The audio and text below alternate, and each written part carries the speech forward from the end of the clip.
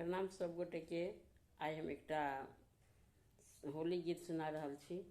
जेकर रचना हम अपने केने छी और ई शिव पार्वती के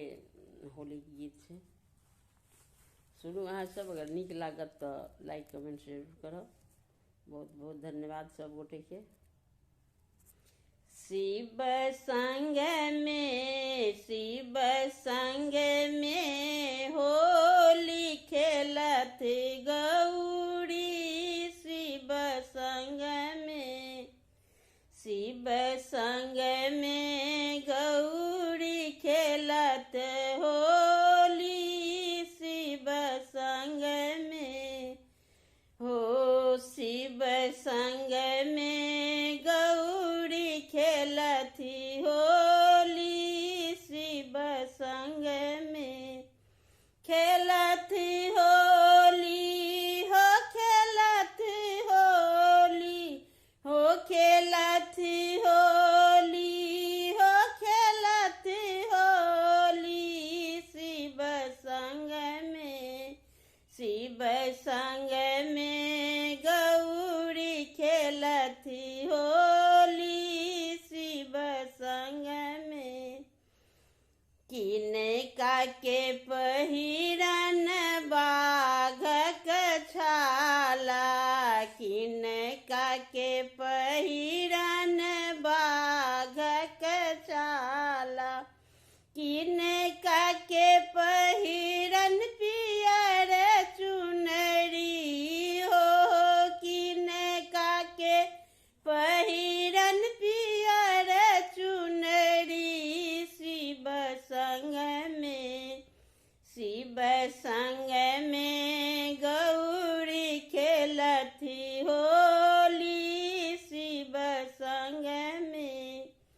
शिव जी के पहिरन बाघक छाला,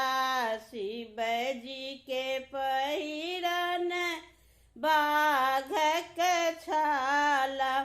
गौरी कोना पहिरत पियर चुनरी हो, गौरी कोना पहिरत पियर चुनरी, शिव संग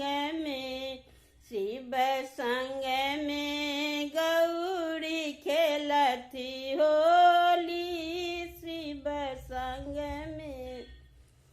शिव जी के भोजन आक धतूर छनि, शिव जी के भोजन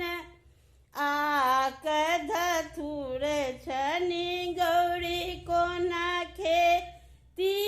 में बा मिश्री हो, गौरी कोना खेती में बा मिश्री, शिव संग में गौरी खेलती होली, शिव संग में खेतों ने पथारी छनी, घरों ने आंगन छनी, खेतों ने पथारी छनी, घरों ने आंगन छनी, भांग के बारी छनी गौरी हो, में छनी भांग के बारी, शिव संग में गौरी खेलती होली, शिव संग में गौरी खेलती होली, शिव संग में। धन्यवाद।